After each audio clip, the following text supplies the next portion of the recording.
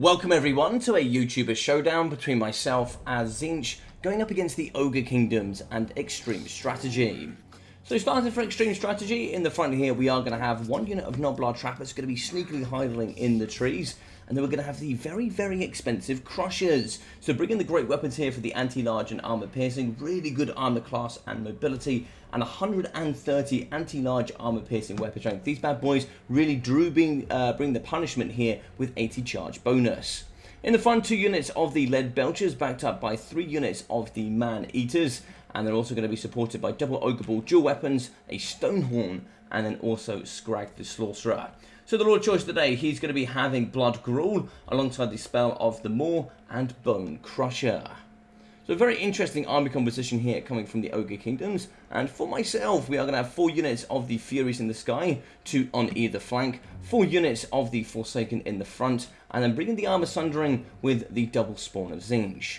4 units of the Blue Horrors in the back line for the range, and for the Lord choice we are going to have the Exalted Lord of Change. Bringing the Metal Magic here with the Greater Arcane Conduit, also the Metal Shifting with the spells of Final Transportation, Searing Doom, and also the Portal Glyph.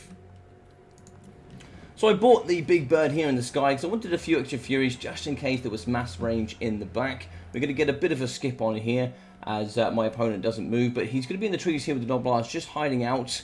And as we push forward, I want to make sure I keep this formation together. And so we're going to get some Crushers in the trees, and I try and do a little sneaky trap here. So as I push down with my Furies, I try and catch some of the Crushers with the great weapons. Then I move over with the Big Bird, and I try and cast a Searing Doom down on top of the Crusher great weapons. I'm not entirely sure how well this pays off, but I don't think I get as much damage as I would have liked. So there's going to be some damage coming down. Pretty good stuff. I do actually hit my birds as well, but of course the Furies here, they do have that shield. So I get them out of there, do a little bit of damage here up against the great weapons, and a nice little trade-off there for sure. So then start pushing forward. Lead Belchers, of course, are going to be hurting me quite a bit. So I do summon here with the Portal Glyph. I kind of need to get my Furies in a little bit quicker, but I think this was the first game of a few that we played. The spawn of the Furies here going to be charging forward. They don't have any shields, they're just going to be the generic Furies rather than the Tzeentch variants. But they're going to be fighting here amongst the Lead Belchers, and now we're going to be charging forward with the Forsaken. Armor Sundering here with the spawn of Tzeentch pretty much bring them down for the majority, either 10 or 0 armor. And then, of course, the Forsaken are going to do the work from there. So we do lose the Furies in the front, but I kind of threw those on purpose, just so I could prevent the Lead Belchers from shooting.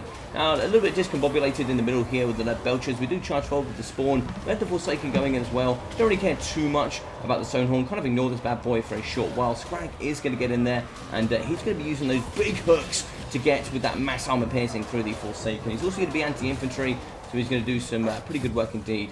And the ginormous blob here, so a bit of a mistake from my opponent. So we get an upgraded Final Transportation in the pocket, and you can see just how much damage that is going to do. That's a ridiculous amount of damage up against some very expensive Man-Eater units.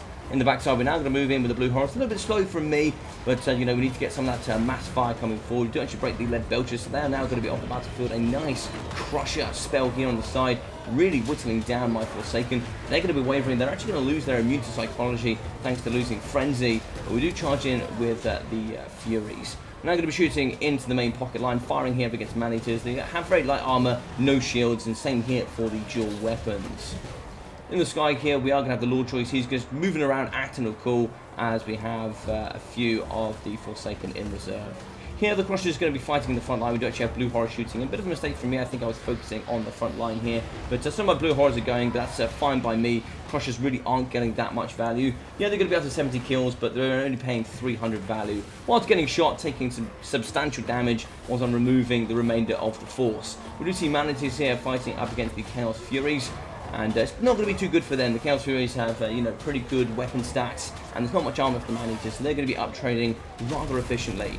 So I do get the Big Bird here fighting up against Scrag. He has pretty good melee stats, 50 on 50, going up against 50 on 40, and he pays for a lot of anti-infantry Scrag. So getting the Big Bird in there, doing some good damage. His shield is going to be well and truly activated. The Stonehorn was rotated out of the way here, not able to protect Scrag. And then also I do have that Terror on top as well. So we do hit here Man-Eaters, and we do get the triple threat on top, but we are now going to move in with the spawn of Tzeentch. And we have quite a few units in the middle. We're going to get a Searing Doom going down. That's going to be hopefully catching a lot of the Man-Eaters. So managed to get some good damage on the pocket, damaging mostly Scrag and the Man-Eaters. We have some Forsaken coming through. Armor Sundering is going to be going down left, right, and centre. The Stonehorn now is pretty much an element I can't really avoid. And the Crushers are going to be in the backside just fighting up against Blue Horrors. I'd say this is quite a big mistake from my opponent. Extreme strategy, we talked about this afterwards, but of course just clearing out Blue Horrors is probably not the way you want to do it. You can see quite a bit of damage going up against the Crushers. Yeah, they're 106 kills, but they don't really have any value to the name, and they cost 1,800 gold. On the side here, lots of armor piercing up against the Stonehorn. Massacre has been activated. That is going to imbue terror and increase those base weapon stats, including armor piercing. So Break the Lord choice here, we see balance of power is shifting over. Massacre has been activated, but it's not really going to get too much effect here on the battlefield. Fury is going to be chasing off the Lead Belchers. We see Ogre Bulls and Man-Eaters trying to get back into the fray, but there's not much looking left here.